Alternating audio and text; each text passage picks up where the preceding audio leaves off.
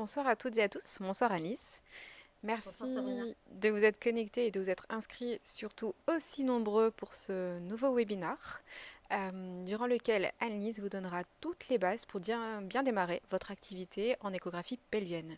Alors comme d'habitude, n'hésitez surtout pas à nous poser vos questions dans la chatbox qui se trouve juste en dessous de la vidéo et nous prendrons du coup quelques minutes en fin de session pour répondre à ces questions. Donc je vous laisse en compagnie d'Alice pour le topo et je vous dis à tout à l'heure. Bonjour à tous, je suis Annelise Courbet, manipulatrice en échographie au Mans. Je pratique l'échographie depuis 2012. Je suis là aujourd'hui pour vous faire une présentation sur l'échographie pelvienne femme, des trucs et astuces pour bien débuter. Je tiens tout d'abord à remercier General Electric et la commission ultrason de la FPPE pour cette nouvelle collaboration avec la présentation de ces vidéos qui permettent de partager notre expérience en échographie. Je vais tout d'abord commencer par des rappels anatomiques, donc c'est très important puisqu'il y aura une variation en fonction du statut hormonal et du cycle de la patiente. Donc l'utérus est au centre de la cavité pelvienne. Il sera en avant, vous allez retrouver la vessie et en arrière le rectum. C'est un organe qui est sous-péritonéal, contrairement aux ovaires qui seront intrapéritonéaux. Il faudra bien penser à regarder le cul-de-sac de Douglas qui est en arrière.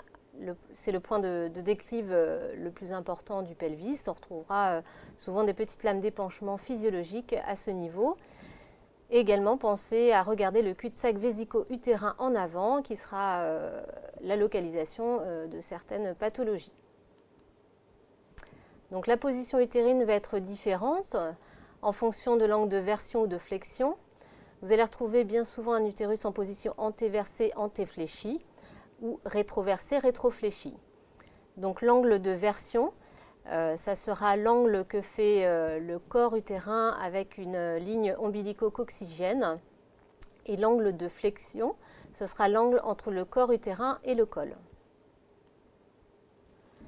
Donc l'utérus va être divisé en plusieurs parties, principalement 3 parties. Donc le col utérin qui va chapeauter le vagin.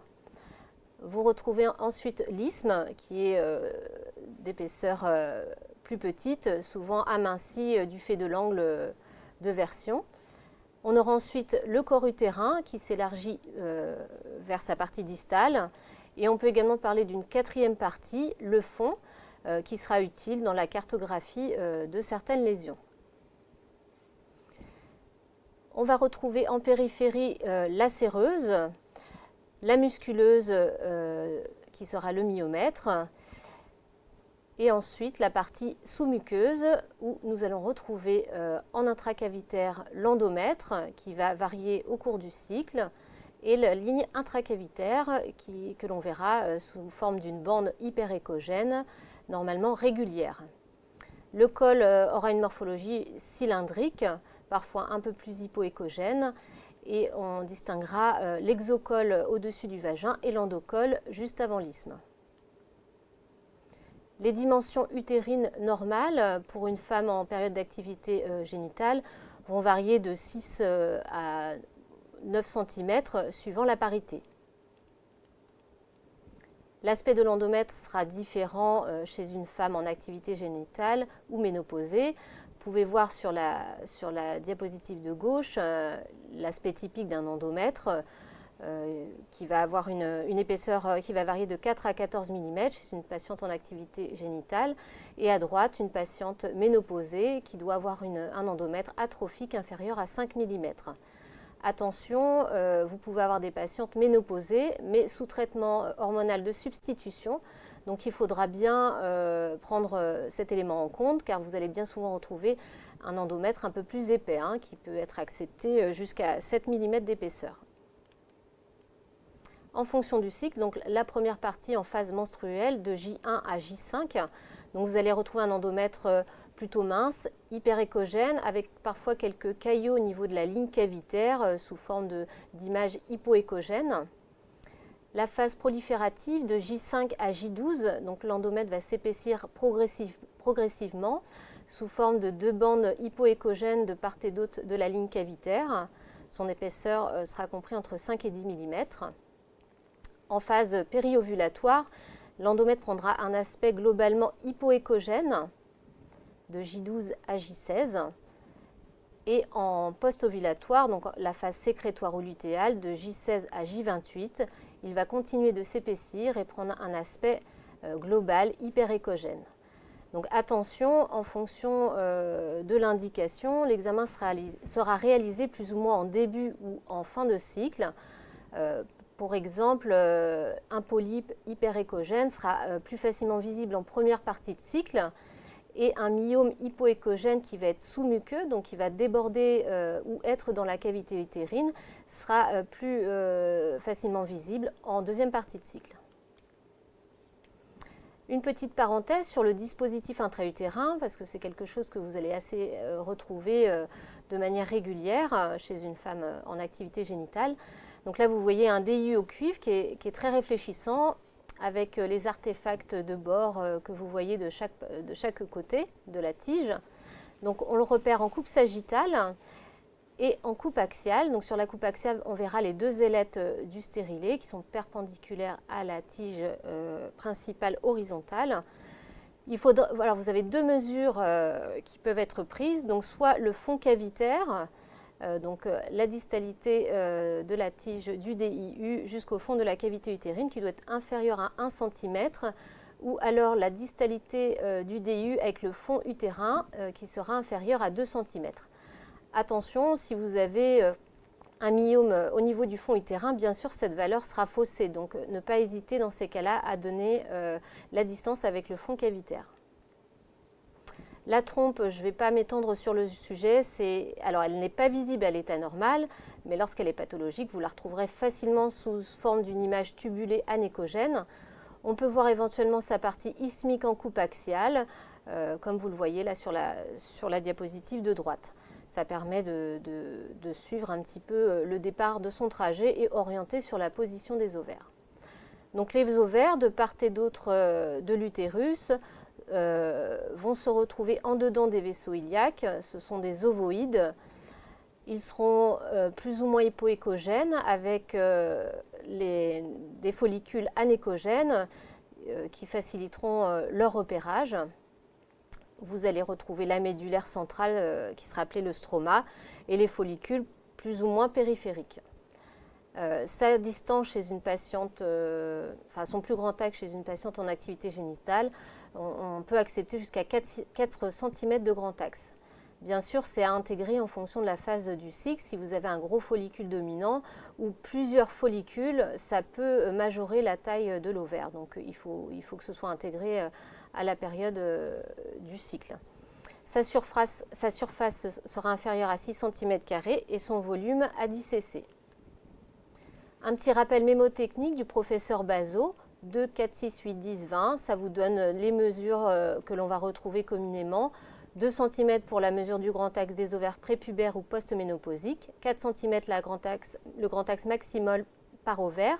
6 cm² la surface maximale de l'ovaire en activité génitale. 8 cc chez une patiente en activité génitale. 10, ce sera la taille maximale du follicule antral, enfin des follicules antraux. Et 20, le nombre maximal de follicules antraux par ovaire accepté maintenant, avec la qualité des nouveaux échographes. L'aspect des ovaires, donc folliculaire à gauche, classique, ovoïde, avec les petits follicules anéchogènes. Et à droite, vous voyez un ovaire qui est plutôt atrophique, homogène, sans follicules, chez une patiente ménopausée. L'aspect des ovaires en fonction du cycle, donc à gauche vous retrouvez les follicules antraux de taille de 2 à 9 mm, donc en première partie du cycle. Ensuite vous avez un seul follicule qui va évoluer entre J8 et J10, J8 et J12 pour arriver à maturation à 20-25 mm, donc ça sera le follicule dominant. Lors de l'ovulation, le follicule dominant va s'affaisser et vous allez retrouver un corps jaune sous forme d'une image kystique avec une paroi épaisse échogène en périphérie. Il est facilement repéré grâce au Doppler couleur car vous allez voir une couronne vasculaire périphérique. Un mot également sur la mensuration du follicule, utile dans le cadre des comptages folliculaires en trop. Donc c'est une mesure à prendre dans deux axes orthogonaux et on donne le diamètre moyen. Donc, si vous avez un follicule qui est parfaitement rond, bien sûr une seule dimension va suffire. La préparation de la patiente, donc la vessie plutôt en semi-réplétion. Une vessie trop pleine va nous gêner et refouler éventuellement l'utérus et les ovaires. Donc on conseille de boire un demi-litre d'eau à peu près 1 heure avant l'examen. L'idéal, c'est de connaître l'indication avant de fixer le rendez-vous, car en fonction de ce que l'on cherche, l'examen sera programmé en fonction de la période du cycle. Avant de débuter l'examen, ce qui est très important, c'est l'interrogatoire. Bien sûr, de connaître le statut hormonal de votre patiente. Est-ce qu'elle est en activité génitale? Est-ce que c'est une patiente ménopausée? Est-ce qu'elle est ménopausée sous traitement hormonal? Également connaître sa contraception, contraception orale, un implant ou éventuellement le stérilet. La période du cycle, première partie ou deuxième partie du cycle, la gestité qui correspond au nombre de grossesses et la parité qui correspond au nombre d'enfants qu'a eu la patiente. Pensez bien sûr aux interruptions de grossesse, c'est pour ça que le chiffre peut être bien sûr différent. Également, les antécédents chirurgicaux, est-ce que la patiente a bien toujours ses 2 ovaires, son utérus? Est-ce qu'il y a une césarienne? Est-ce que vous verrez facilement la cicatrice de césarienne au niveau de l'isthme? Donc, dans la mesure du possible, c'est un examen qui va se réaliser en 2 temps, un temps abdominal et endocavitaire. Bien s'assurer que la patiente est informée de la réalisation de l'examen par voie endocavitaire. N'hésitez pas à être descriptif. Si la patiente est vierge, bien sûr, l'examen sera totalement contre-indiqué. Vous pouvez, si la patiente n'est pas forcément réceptive à votre interrogatoire, la questionner sur le nombre de grossesses et vraiment, encore une fois, insister sur la manière dont va être réalisée la deuxième partie de l'examen. La voie abdominale, donc on utilise une sonde basse fréquence de 2 à 5 MHz. Donc cet examen est vraiment important, il faut toujours commencer par cette voie abdominale. Vous allez avoir une indication morphologique de l'utérus et des ovaires, notamment leur position, si vous avez un ovaire plus ou moins haut situé. Ce sera couplé à une étude de l'appareil urinaire qui pourrait être utile en cas de malformation utérine, pouvant être associée à une malformation rénale, ou alors pour voir éventuellement une dilatation due à une pathologie pelvienne. Donc nous allons commencer l'étude abdominale.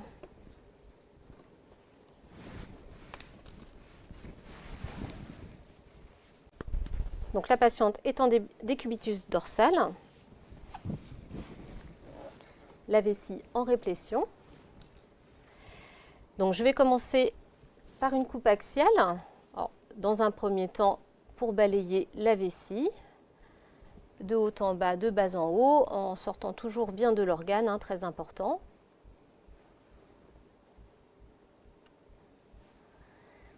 Voilà, donc ça nous permettra déjà d'avoir une vue d'ensemble, notamment voir le cul-de-sac vésico-utérin en avant, le cul-de-sac de Douglas en arrière, où vous voyez d'ailleurs une petite lame liquidienne physiologique. On voit un utérus en position antéversée, antéfléchie. Par voie suspubienne, si on sait que la voie endocavitaire est possible, une mesure de la hauteur utérine sera suffisante. Alors là, je pense que je surestime un tout petit peu ma valeur.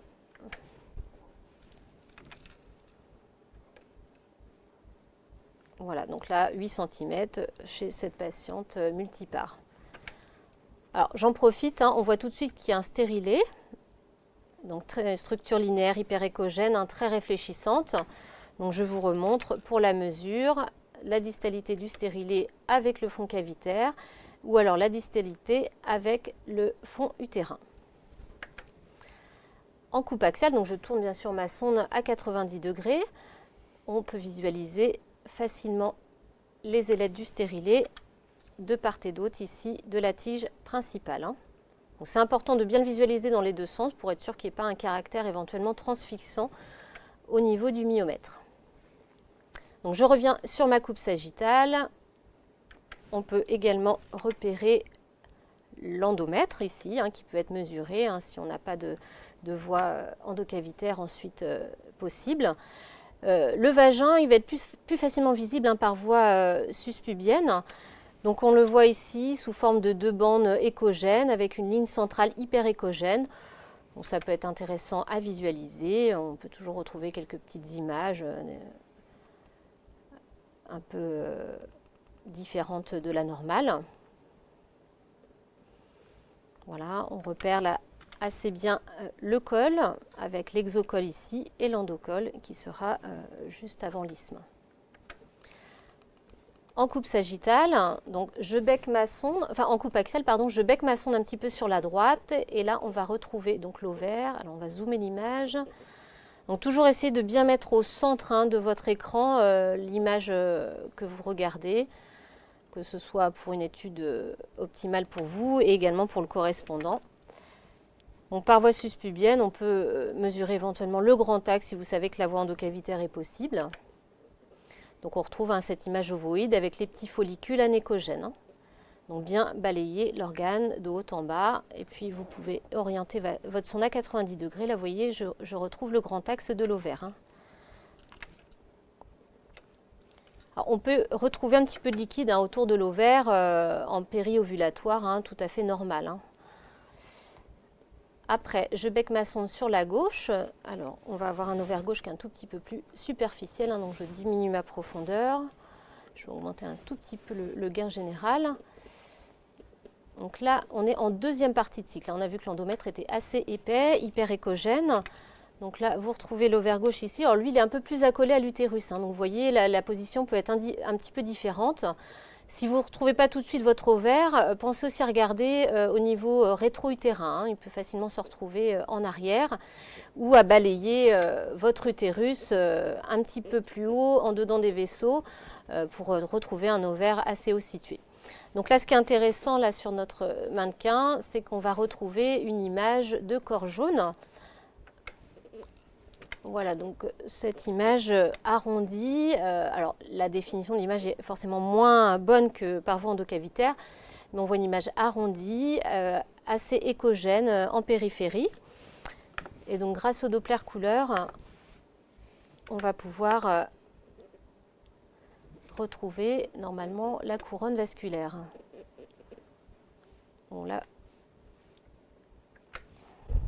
voilà, vous voyez là, ici, en Doppler couleur, vous retrouvez un encorbellement. Alors, comme on est sur le Doppler, je vais en profiter pour faire une petite parenthèse sur le Doppler des artères utérines. Donc, l'idéal, c'est de faire ça, bien sûr, par voie endocavitaire. Vous pouvez quand même les repérer par voie suspubienne. Donc, vous vous mettez au niveau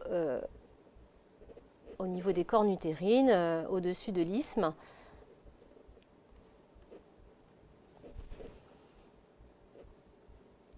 Voilà, vous allez retrouver l'artère utérine droite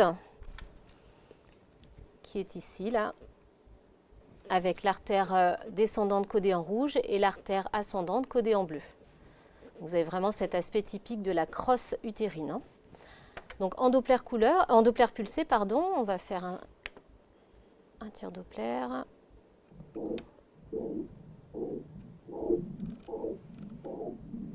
Donc là, c'est pas mal. Donc on va retrouver des vitesses de moyenne résistance chez une patiente en activité génitale avec cette petite encoche protodiastolique qu'on appelle le notch qui va donner une indication sur l'élasticité du vaisseau.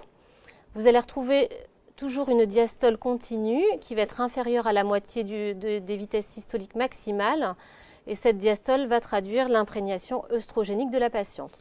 Donc bien sûr, chez une patiente ménopausée, vous n'avez plus de diastole, tout comme chez l'enfant quand vous faites une étude pour puberté précoce. Hein. Donc ça, c'est un bon indicateur, la diastole, pour savoir s'il y a un début d'imprégnation œstrogénique.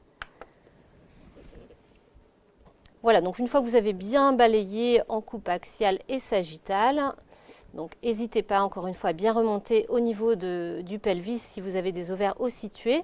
Et je vais également faire une petite parenthèse, vous pouvez utiliser la sonde superficielle chez les patientes assez minces qui vont permettre d'étudier plus facilement un ovaire haut situé. Alors là, on va diminuer un petit peu la profondeur. Voilà, donc là, on retrouve assez facilement l'ovaire droit. Vous voyez, on a vraiment une meilleure définition même que tout à l'heure, hein, comme on est plus superficiel.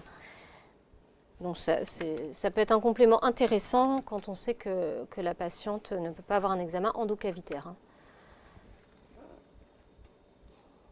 Voilà, donc toujours, j'ai pas assez de gel. N'hésitez pas à mettre du gel, hein, vous voyez, j'ai une petite bulle d'air qui me gêne sur l'image. Voilà. N'hésitez pas à apporter une pression abdominale, hein, enfin pelvienne, même si c'est un petit peu inconfortable pour la patiente, mais vous allez vraiment améliorer la qualité de votre image. Voilà, donc j'en ai terminé avec la voie abdominale. Donc pour la voie endovaginale, on va préparer la sonde. Donc bien s'assurer d'avoir un matériel qui a été désinfecté, très important.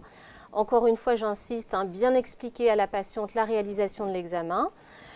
S'assurer également qu'il n'y ait pas d'allergie au latex. Hein, il y a des protections de sonde qui sont sans latex, donc c'est une question aussi importante à poser.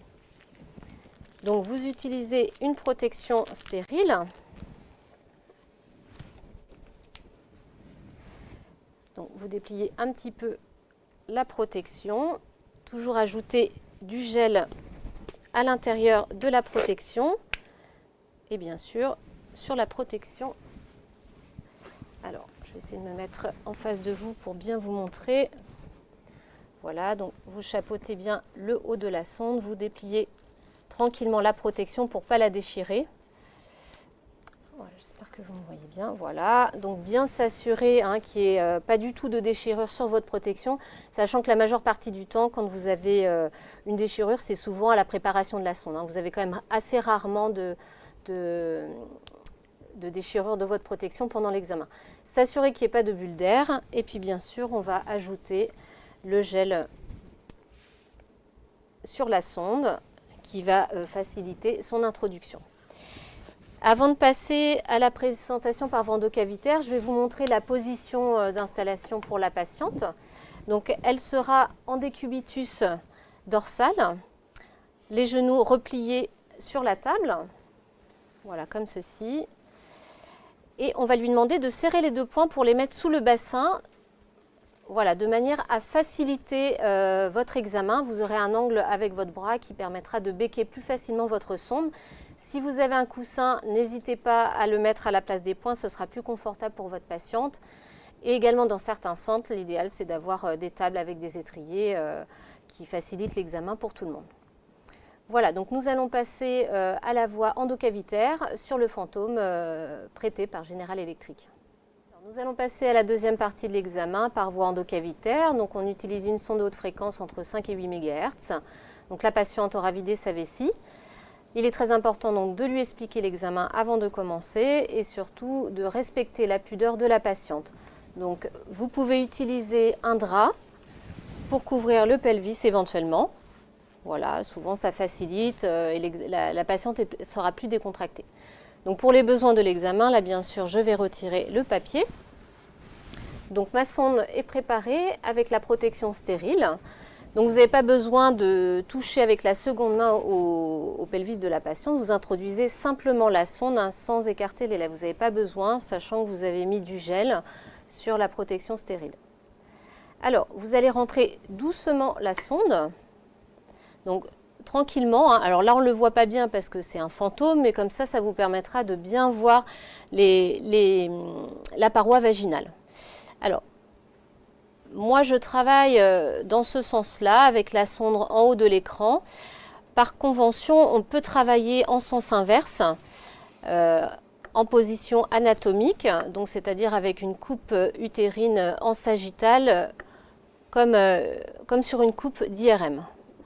Donc ça, c'est un peu opérateur dépendant. Moi, je travaille par convention dans l'autre sens. Alors, on va augmenter un petit peu la profondeur. Donc là, bien sûr, hein, nous sommes sur un fantôme, donc vous avez une image qui est modélisée. Donc on arrive en coupe sagittale pour commencer sur l'utérus. Donc par voie suspubienne, on aura déjà repéré sa position. Donc là, on sera sur un utérus en position antéversée, antéfléchie.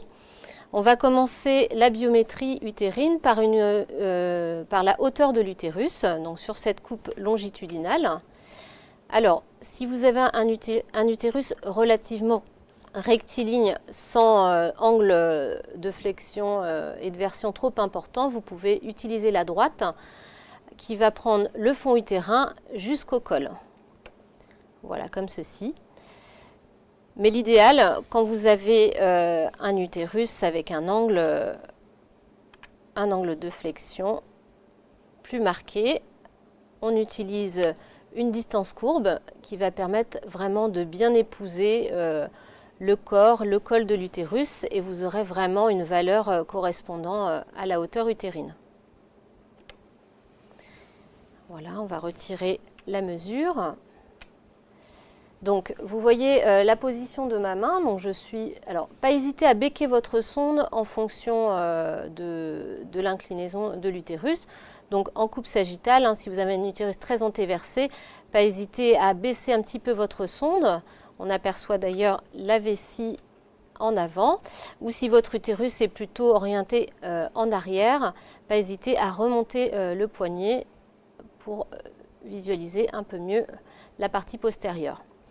Donc sur cette coupe sagittale, on va également effectuer la mesure de l'épaisseur utérine.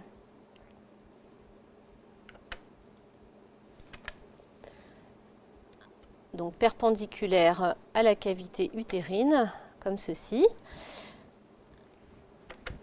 Dans certaines indications, vous pouvez également mesurer la longueur de la cavité utérine. Donc vous partez du fond utérin, donc soit avec une droite, soit avec la distance courbe pour bien épouser les parois et être bien parallèles à votre endomètre.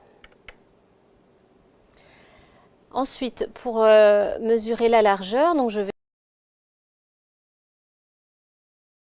tourner ma sonde à 90 degrés. Donc pour être bien au niveau du corps utérin, donc pas hésiter à orienter ma sonde vers l'avant pour un utérus antéversé et à l'inverse vers l'arrière pour une position rétroversée. Donc là, sur cet utérus antéversé, je vais me mettre au niveau de la portion corporeale et je vais mesurer de part et d'autre la largeur utérine. Voilà, donc la biométrie est faite, donc je vais continuer mon étude morphologique. Alors, bon, bien sûr, sur ce fantôme, on va avoir quelques images pathologiques qui ont été mises exprès pour l'apprentissage de l'échographie. Donc là, ce n'est pas le sujet du jour, mais on va quand même en parler juste pour que vous ne soyez pas perturbés par ces images anormales. Donc, dans un premier temps, bien penser à sortir de droite à gauche de votre utérus. Donc comme on l'a vu tout à l'heure, le myomètre qui est hypoéchogène, à savoir que c'est vraiment l'échostructure de référence pour analyser les autres structures pelviennes. Donc si vous avez un ovaire, un polype ou un myome, vous pouvez comparer l'échogénécité en fonction du muscle utérin. On va retrouver l'endomètre, là qui est hyperéchogène, le cul-de-sac vésico-utérin en avant et le cul-de-sac de Douglas en arrière avec une petite lame liquidienne ici qui est représentée. Alors, à noter que cette image là qui est hyperéchogène, donc n'est pas visualisée en temps normal, elle peut éventuellement évoquer ici une localisation d'endométriose postérieure, mais encore une fois, ce n'est pas du tout le sujet du jour. Donc une fois que vous avez bien balayé votre utérus en coupe sagittale de droite à gauche, on oriente à nouveau la sonde en position axiale, toujours bien remonter au niveau du fond utérin, vraiment sortir de l'organe, c'est très important. On peut avoir des lésions pédiculées, donc vraiment être sûr d'être sorti de la structure et redescendre jusqu'au niveau du col. Alors également, là vous avez des images arrondies, ici hyperéchogènes ou hypoéchogènes, qui peuvent silhouetter des myomes. Alors, juste une petite parenthèse, ces myomes peuvent être classifiés selon la classification FIGO. Cette classification permet de les cartographier. Donc pour mémoire, en fait, on va préciser si le myome est en situation plutôt isthmique, corporéale ou fundique. Également si c'est une topographie antérieure ou postérieure. Et par rapport au myomètre, si c'est une topographie plutôt sous-séreuse, donc périphérique, voire même pédiculée, intramurale ou interstitielle, vraiment quand le myome est enchâssé dans le muscle, ou alors au contact de la cavité ou en dedans, on parlera d'un myome sous-muqueux. Bien penser aussi à étudier le col qui est souvent oublié, donc vous pouvez retirer éventuellement un petit peu votre sonde. Alors ici, forcément, l'étude n'est pas optimale, on n'est pas dans des conditions réelles, mais vraiment être sûr de bien avoir vu l'exocol ou l'endocol, bien regarder en arrière s'il n'y a pas une anomalie.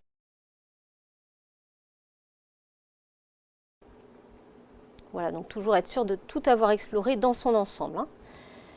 Ensuite, alors vous pouvez aussi utiliser le Doppler. Alors le Doppler couleur ici va pas être, ça va pas nous donner grand chose. On n'est pas dans des conditions réelles encore une fois, mais ça permettra de voir la vascularisation périphérique éventuellement du myomètre, ou alors d'explorer une anomalie intracavitaire. Donc ça c'est vraiment un mode qu'il faut associer à notre étude 2D morphologique, toujours couplé avec le Doppler couleur.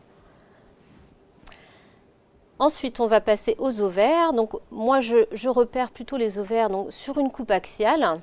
Alors, on peut voir, là encore une fois, on n'est pas dans des conditions normales, mais on peut voir parfois le départ de la trompe, la portion isthmique, qui peut éventuellement nous aider à retrouver l'ovaire en para-utérin. Donc, en axial, je vais vraiment becquer ma sonde. Alors, pas hésiter à apporter une petite pression pour essayer de s'affranchir du digestif. Ça peut être légèrement inconfortable pour la patiente, mais ça nous donne une image forcément mieux définie. Donc là, je tombe sur mon ovaire. Alors, je précise tout de suite que ce que vous allez retrouver en périphérie, alors, donc l'ovaire est ici. Ce que vous allez retrouver ici, là, c'est une image anormale. On ne va pas spécialement en parler. Ça a été, elle est là pour éventuellement une étude pathologique, mais encore une fois, là, on est dans l'étude morphologique normale de l'utérus et des ovaires. Alors, je vais essayer de recentrer mon image. Voilà, donc on retrouve l'ovaire toujours en dedans des vaisseaux iliaques. Donc si vous ne le voyez pas tout de suite, n'hésitez pas à bien becquer votre sonde, mettre du Doppler couleur pour repérer les vaisseaux iliaques et vous recherchez l'ovaire en dedans. Si vous ne tombez pas dessus, alors sachant que l'examen peut être fait à deux mains, il ne faut pas hésiter à exercer une pression abdominale sur le pelvis de la patiente pour descendre un ovaire haut situé et éventuellement le figer en fait entre la distalité de votre sonde et votre main pour faciliter son exploration. La biométrie ovarienne, donc au minimum, on va mesurer son grand axe. Voilà. On peut également donner un volume, donc une coupe, vous prenez bien votre ovaire donc en coupe longitudinale avec le grand axe maximal et vous tournez votre sonde à 90 degrés et vous allez pouvoir calculer le volume.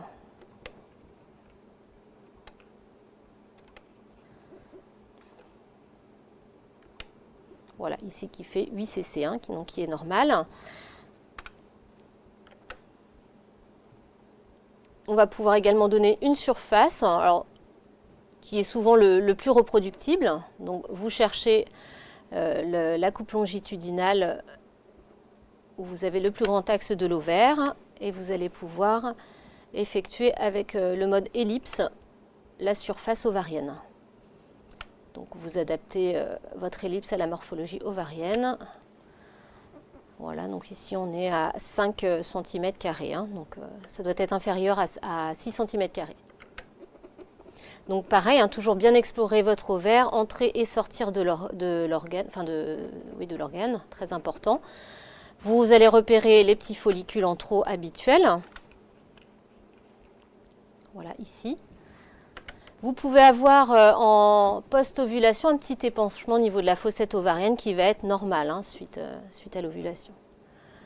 Voilà, donc toujours vérifier donc, après l'ovaire gauche, donc ça va être exactement la même chose. Alors vous voyez là, j'appuie pas beaucoup, là j'ai une perte du signal, on voit pas bien, donc j'appuie un petit peu plus et je retrouve mon ovaire avec une bonne définition. Voilà, toujours entrer et le balayer dans les deux axes. N'hésitez pas avec le palpé abdominal pour voir s'il n'y a pas, si l'ovaire ou l'utérus bouge parfaitement. S'il n'y a pas des adhérences, ça peut être évocateur de certaines pathologies. Pareil, l'avantage de l'examen endocavitaire, c'est que vous pouvez reproduire la douleur de la patiente. Donc ça peut être également une indication sur la pathologie recherchée. Voilà. Alors, un petit conseil également, quand vous avez des utérus en position intermédiaire. Alors, c'est pas toujours évident parce que du coup, le faisceau ultrasonore, on aura une moins bonne définition, on verra pas bien le fond utérin. N'hésitez pas à revenir sur l'utérus en fin d'examen. En plus, le vagin, enfin l'utérus, l'endomètre va avoir tendance à sécréter un petit peu de liquide le fait de faire cet examen. Et souvent, vous avez une meilleure définition, une meilleure visibilité de votre endomètre en fin d'examen. Donc, pas hésiter à revenir sur la cavité utérine. Voilà, donc j'en ai terminé pour l'essentiel de cette présentation par voie endocavitaire.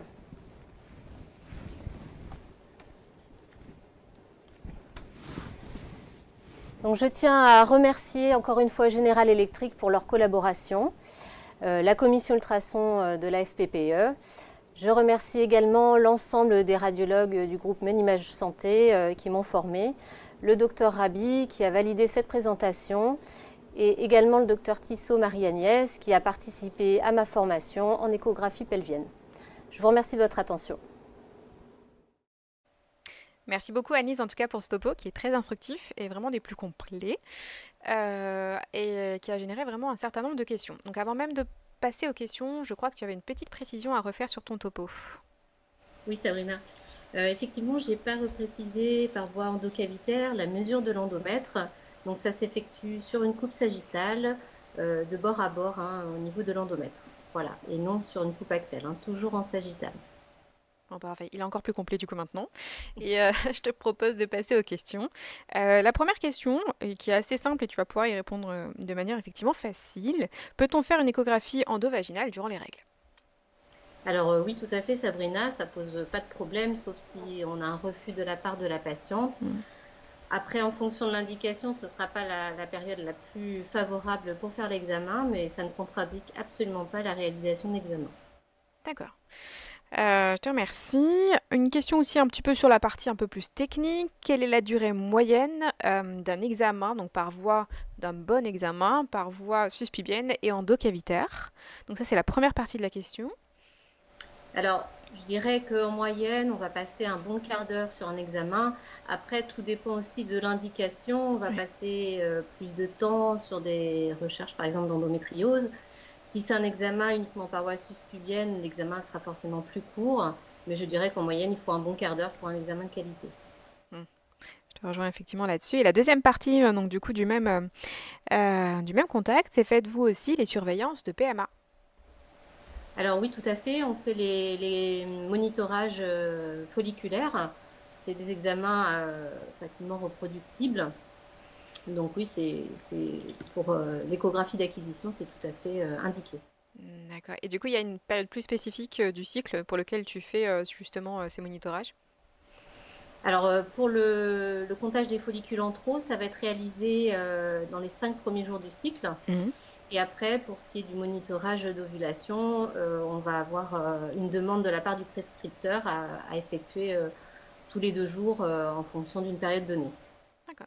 Et est-ce qu'on peut préciser peut-être du coup ce que tu étudies exactement dans le monitoring et ce que tu donnes du coup comme indication sur ton compte-rendu? Alors sur les monitorings folliculaires, on va donner forcément la biométrie utérine. On va mesurer la taille des ovaires, donner une surface, un volume. Il ne faut pas hésiter à être le plus précis. On va compter le nombre de follicules Mhm. de moins de 10 mm, donner leur taille. Donc, on va mesurer le diamètre moyen, donc prendre deux mesures orthogonales qu'on va mesurer de la paroi interne à l'autre bord interne. Et on va ensuite classer ces follicules selon trois catégories avec les microfollicules qui vont être inférieurs à 10 mm, les follicules intermédiaires de 10 à 15 et les dominants entre 15 et 30 mm. Voilà. Et puis également, on donnera l'épaisseur de l'endomètre, son aspect et pourquoi pas en fonction de la demande complétée par un Doppler. Parfait. Donc du coup, c'est assez complet en tout cas dans le compte rendu. Bah, du coup, je vais enchaîner sur les questions sur le Doppler puisque tu parles du Doppler. J'ai une question sur les artères utérines. Dans quel cas explore-t-on spécifiquement les artères utérines? Alors, c'est pas quelque chose qu'on explore systématiquement, mais bon, on va retrouver ce type. Enfin, ça va être intéressant d'effectuer ce Doppler dans différentes indications, notamment dans les bilans d'infertilité. On va regarder les index de résistance, index de pulsatilité, pour les problèmes d'ovulation. Mhm.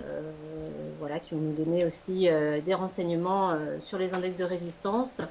Pour les bilans de puberté précoce, on va regarder s'il y a la présence ou non d'une diastole qui va donner l'indication sur une imprégnation oestrogénique. Et à contrario, dans le cadre de la ménopause, également pour regarder s'il persiste une diastole. Et pour les patientes qui sont sous traitement hormonal en période de ménopause. D'accord. Et en ce qui concerne le Doppler plutôt ovarien, est-ce qu'il y a des indications à l'étude du Doppler ovarien?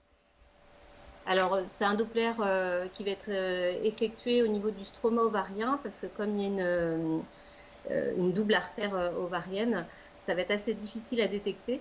Mhm. Donc, ça va se faire au niveau du stroma. On va tout d'abord regarder en Doppler couleur. Alors, pas hésiter à utiliser même le Doppler puissance parce que ce sont des flux assez bas. Et pareil, hein, dans tout ce qui est bilan d'infertilité, problème d'ovulation, on va effectuer un Doppler pour regarder les index de résistance. Et cet index va d'ailleurs varier en fonction du cycle. Donc, ça va permettre de vérifier qu'il y a eu une ovulation. D'accord, parfait. Bah, du coup, j'en profite. Souvent, vous avez des sous-réglages sur vos appareils d'écho, donc n'hésitez pas à demander à vos ingénieurs d'application éventuellement des paramètres un petit peu différents pour les Dopplers, puisque tu précises ici que on peut utiliser le Doppler puissance, on peut faire des sous-réglages pour les Dopplers ovariens ou utérins avec des PRF qui sont un petit peu plus basses pour détecter plus facilement les flux et vous aider du coup pour l'acquisition en tout cas en Doppler. Donc n'hésitez surtout pas. J'ai une question un petit peu plus technique cette fois-ci. C'est avec les appareils portables, peut-on faire de l'écho pelvienne de qualité? Alors nous, où je travaille, on n'utilise pas du tout ce type d'appareil, donc je pense que tu vas être mieux placé que moi pour répondre à cette question.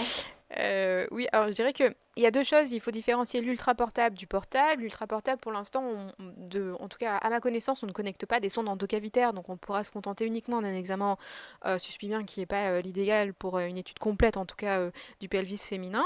En ce qui concerne les échographes portables, je dirais que tout dépend du modèle, parce qu'on peut retrouver des échos portables qui sont d'une qualité égale, voire même des fois supérieure à une plateforme que vous pouvez avoir en fait installée et qui est fixe. Donc je dirais qu'il n'y a pas, c'est pas parce qu'on travaille sur un échographe en tout cas portable qu'on peut pas avoir un examen de qualité.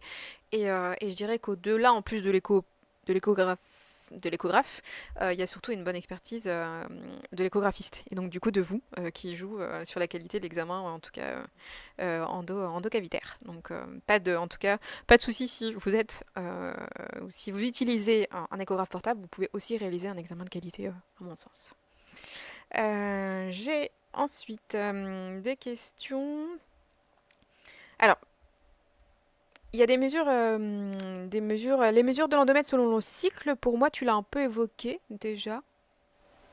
Alors oui, la mesure, j'ai détaillé en fait dans le début du topo avec la variation du cycle. On va retrouver plutôt un endomètre inférieur à 10 mm en première partie, enfin même inférieur à 8 mm en première partie de cycle et qui Mm. va s'épaissir en seconde partie de cycle. Donc, pour aller jusqu'à 12 mm chez une patiente en activité génitale.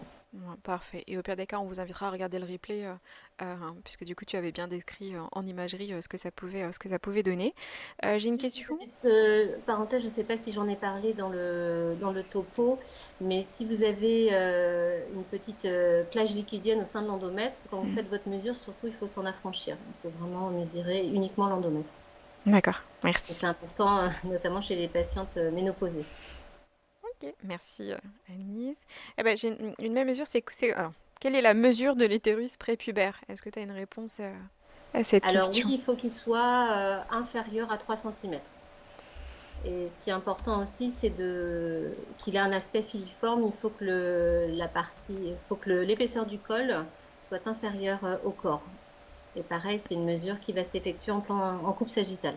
C'est une échographie que vous faites beaucoup en pratique ou Oui, c'est assez fréquent. c'est C'est assez assez fréquent? fréquent. Oui. Oui, il y a vraiment des mesures types à faire qui sont facilement reproductibles. Mhm. Avec la hauteur utérine, la visibilité ou non de la ligne cavitaire, le rapport corps-col qui doit être inférieur à 1. Donc, voilà, vous mesurez l'épaisseur en coupe sagittale. Et puis, au niveau de la taille des ovaires également. D'accord, moi c'est intéressant du coup effectivement à préciser. À préciser. J'ai une question qui est un petit peu plus liée au diagnostic, mais je te la pose quand même. Comment bien distinguer un kyste fonctionnel du kyste organique sur l'échographie pelvienne? Alors, c'est vrai que c'est une question plutôt médicale, mais je vais essayer d'y répondre succinctement. Donc, dans un premier temps, quand vous tombez sur une image liquidienne, vous allez vérifier qu'elle est bien anéchogène, sans cloison et sans végétation, et avec un Doppler couleur négatif au niveau de sa paroi. Donc, vous allez proposer un second contrôle à la patiente dans 2 à 3 cycles, si bien sûr la patiente est en activité génitale. Et vous allez surtout leur contrôler dans les 8 premiers jours du cycle pour ne pas être pollué par un follicule dominant et surtout pour vérifier l'absence de vascularisation au Doppler couleur qui pourrait suspecter éventuellement un kyste organique. Donc, si vous retrouvez ce kyste lors d'un second contrôle, on pourra éventuellement suspecter un kyste organique de type cystadénome séreux. Et l'absence du kyste pourra du coup orienter vers un kyste Kyste fonctionnel. fonctionnel. Hmm. Bon, écoute, je pense que la réponse est très claire. Euh, les autres questions qui sont peut-être un petit peu diagnostiques, on se permettra sur certaines de vous y répondre, en tout cas par écrit, parce qu'on arrive au bout de la session et du temps qui nous était accordé. Donc n'hésitez quand même pas à nous poser certaines questions, on pourra toujours y répondre a posteriori. Nous vous inviterons à regarder le replay qui vous sera en tout cas communiqué via un autre mail. Et je te propose du coup, en tout cas je te remercie déjà avant tout pour ce topo de qualité et vraiment très intéressant pour ceux qui veulent se lancer sur l'échographie pelvienne. Et je te propose du coup de conclure cette session.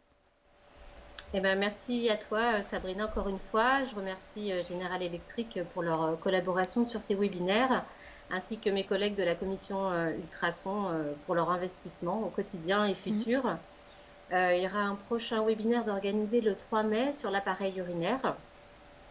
Voilà, je tiens aussi à remercier tous les manips en échographie qui sont très actifs aussi sur les réseaux sociaux pour leur partage au quotidien, parce que ça fait partie aussi d'une formation continue au quotidien et ça, c'est très riche pour nous tous.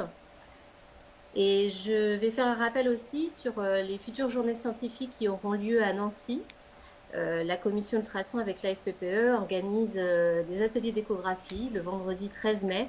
Donc les inscriptions sont toujours ouvertes, donc n'hésitez pas à vous inscrire. Il y a différents sujets de proposés en ostéo-articulaire, en écho-abdominal et justement en échographie pelvienne, pardon, avec une pratique sur fantôme. Donc ça peut être intéressant pour les débutants.